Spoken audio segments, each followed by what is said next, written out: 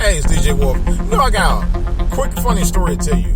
This morning, I was just listening to one of my favorite groups, one of my favorite rap groups when I was a kid.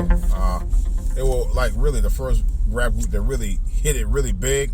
Of course, I'm talking about none other than the legendary Sugar Hill Gang. I was around 15 when I saw them in a concert around probably about late November, December 1979. Right?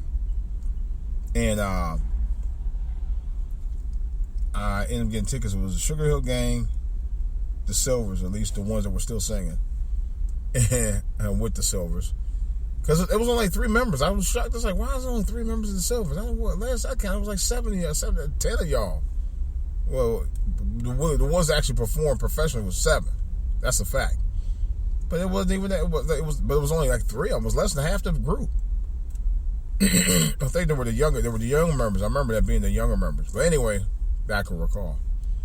But I know their oldest brother had already left and was working with another group called Dynasty. But anyway, and Cameo, which was really they were actually hitting their stride in '79. That was a big year for Cameo because a bunch of their hits came out right around that same time. I think what was that song?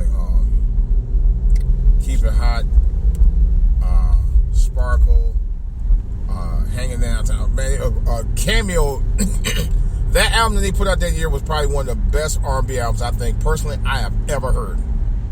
I mean, he had everything in there. I mean, it was just they were hitting a stride 79. Trust me, it was like a banner year for Cameo. Cameo was all over the place, and really so was Sugar Hill. Silvers were on a bit of a downswing at the time.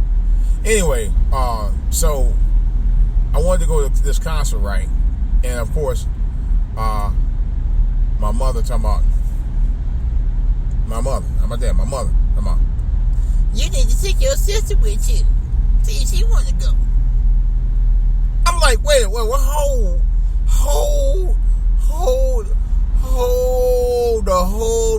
excuse my friend, hold the fuck up. I'm 15.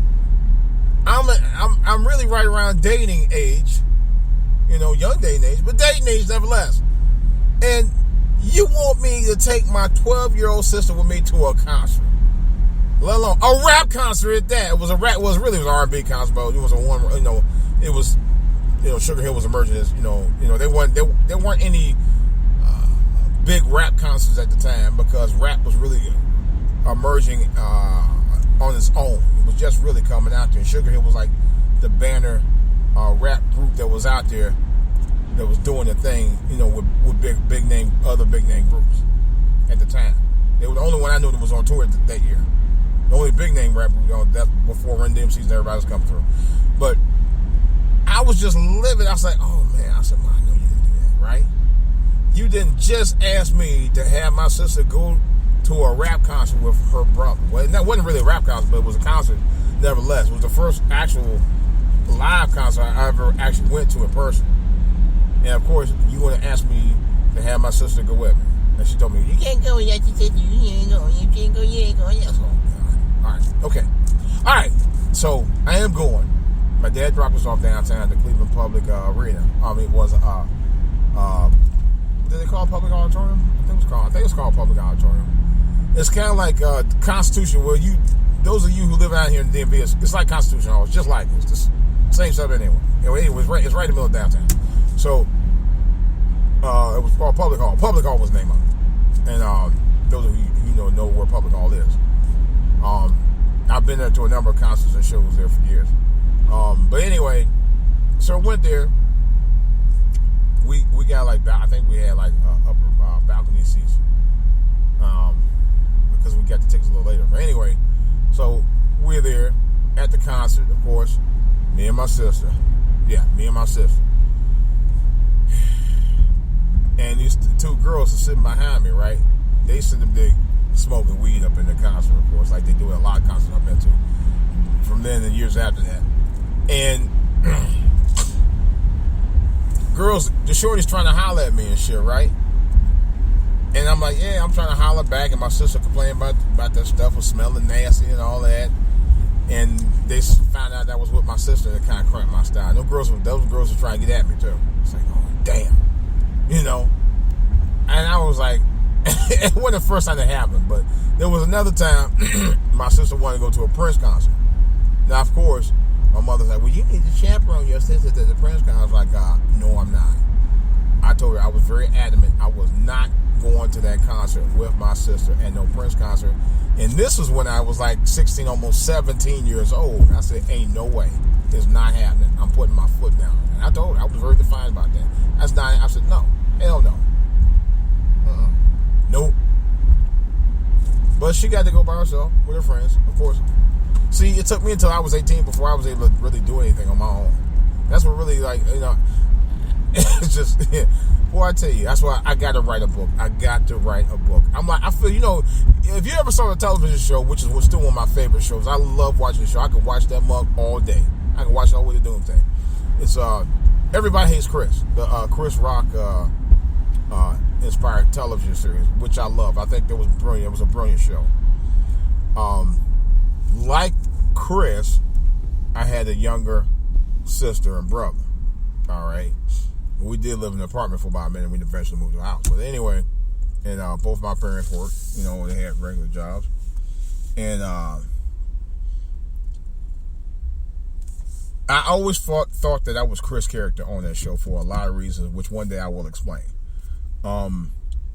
Because at the end of every show, he always ended up, you know, just when he thought he was, you know, I had to clear one thing, he got jammed up into something else. That was kind of my life story when I was growing up as well. Very much so. Very much so. It was just, wow, I just mirrored a lot of that. Well, some of it anyway. But it's a great show, and like I said, I kind of felt like I was in the everybody hates Chris mode. Yeah. The same thing. Everybody hate Wolf mode. It's kind of like that, but I just kind of feel like, wow. And I just happened to hear the Sugar Hill Gang being played on Steve Harvey just a minute ago, and that brought me back to those memories and stuff. I said, you know, there were good memories and were not so good memories, but I tell you, the good thing, the saving grace for me was when I got my license in 1983, and I was like, I never stayed home. I didn't stay home. I didn't stay home as much after that.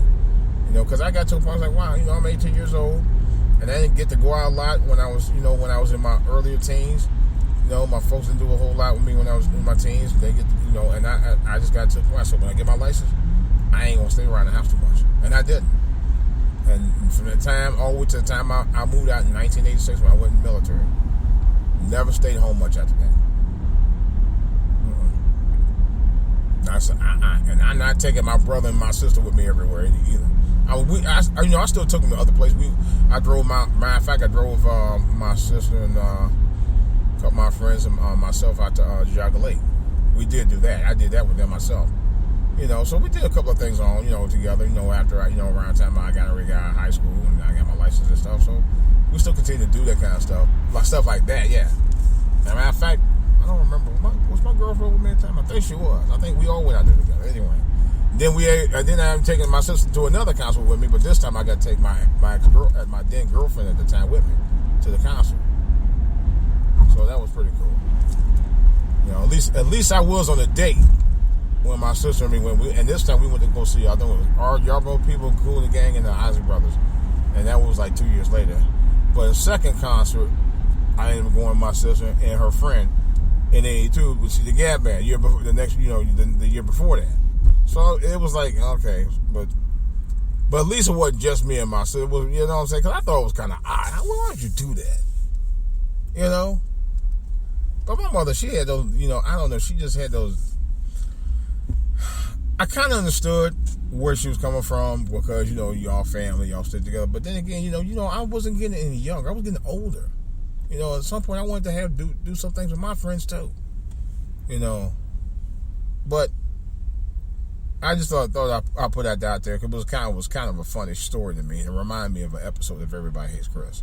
So, but in fact, there was an episode I think he did do something like that where he was involved with going to a concert where it was a sister or something like that. So I had to look that up.